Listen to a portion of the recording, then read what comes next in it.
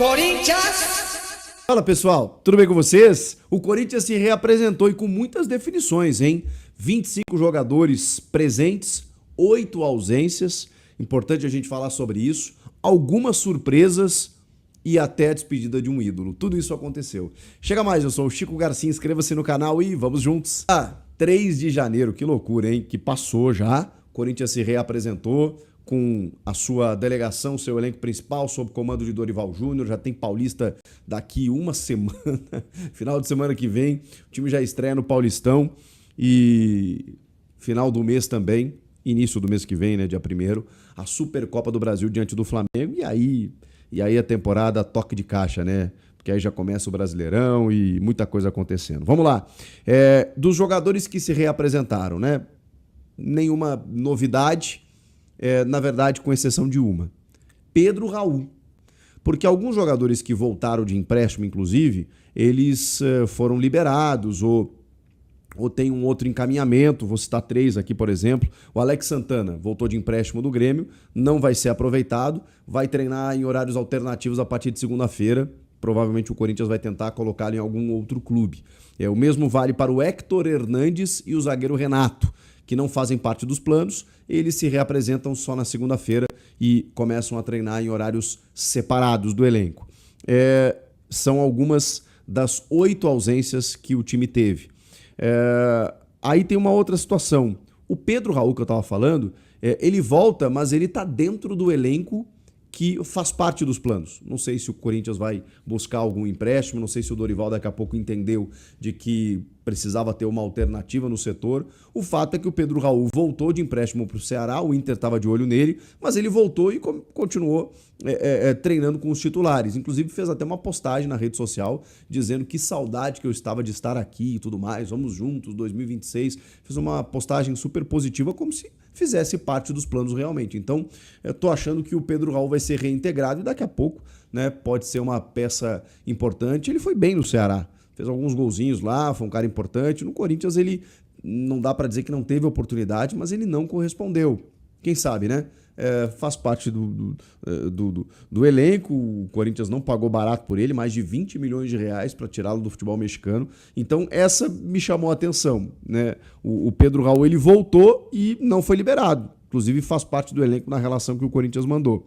O Fagner voltaria de empréstimo do Cruzeiro, porém ele não se apresentou também porque o Corinthians encaminha uma rescisão amigável. Ele tem mais um ano de contrato. Na metade do ano ele poderia assinar um pré-contrato e sair de graça, mas o Cruzeiro quer permanecer com ele, quer ficar com ele, ainda mais com a chegada do Tite, que tem uma confiança no Fagner, trabalhou com ele no Corinthians, seleção brasileira, levou para a Copa do Mundo. Então o Cruzeiro tem o interesse de ficar com o Fagner e agora o Corinthians trabalha numa rescisão para que ele assine com o Cruzeiro em definitivo. Então isso está acontecendo. Outros jogadores que também não se apresentaram e estão negociando, mas aí a permanência no Corinthians, são 2, Fabrício Angileri e o volante Maicon. O Maicon já tem um acerto aí, é questão meramente do anúncio, né? Mas ele não se apresentou porque está negociando um novo vínculo, né? O contrato dele encerrou dia 31 de dezembro, então ele está sem contrato, por isso ele não se reapresentou. O mesmo vale para o Fabrício Angileri. Esse está um pouco mais no impasse, não dá para a gente confirmar se vai ter a renovação, né? A extensão do vínculo, mas existe uma negociação nesse momento. Estou falando aqui, né, dos 8 que não se apresentaram. O Fagner, os 3 lá que vão treinar em horário alternativo, Alex Santana, Héctor Hernandes e Renato, os 2 que negociam, Angileri e Maicon, e aí tem mais 2, por questões muito características, muito específicas. José Martínez, venezuelano, vocês viram o que aconteceu na madrugada de sexta para sábado na Venezuela, né, com a captura do Nicolás Maduro, com o ataque dos Estados Unidos. O José Martínez, ele está na Venezuela fazendo a reemissão do seu passaporte. Então ele não está com o passaporte em mãos. Só que no momento em que o país dele foi atacado, a gente não sabe, nem ele sabe, de que forma ou quanto tempo vai demorar para ele receber esse passaporte. E sem o passaporte ele não consegue embarcar.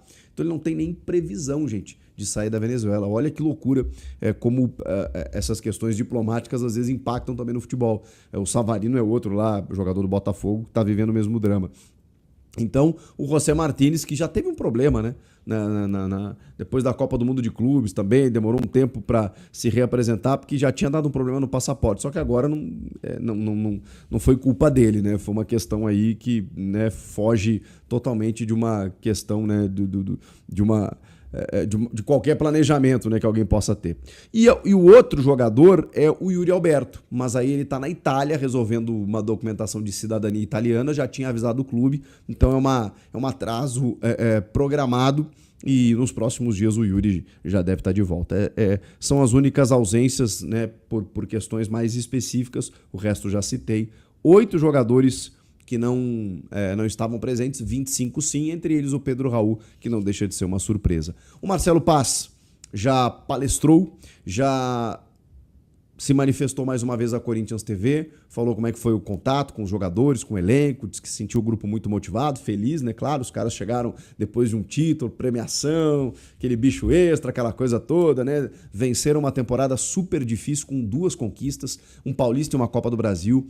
Tem uma previsão aí de Libertadores, Supercopa, mas o Osmar Stabile já falou que o Corinthians não fará grandes contratações esse ano, mas que ele promete um time competitivo para brigar em todas as competições. Então, o que a gente consegue entender disso? Reforços pontuais e uma responsabilidade financeira um pouco maior, diferentemente do que teve Augusto Melo, do que teve antes a gestão do Duílio. O Osmar Stabile está mais preocupado com essa situação, mesmo que o Corinthians agora receba alguns valores, né, pela Copa do Brasil, pela Liga Forte, por empréstimos e tudo mais. Ele está preocupado com a dívida e exatamente por conta disso não vai fazer grandes ousadias. Mesmo assim, o Corinthians pagou a primeira parcela do acordo com o Matias Rojas. Olha o que é o futebol, gente. O cara jogou 7 jogos com a camisa do Corinthians e simplesmente teve depositado na sua conta 20 milhões de reais nessa sexta-feira. Isso indica que não haja um novo transfer ban pela dívida com o Matias Rojas, porque houve um acordo que não foi cumprido na renegociação feita pela gestão Augusto.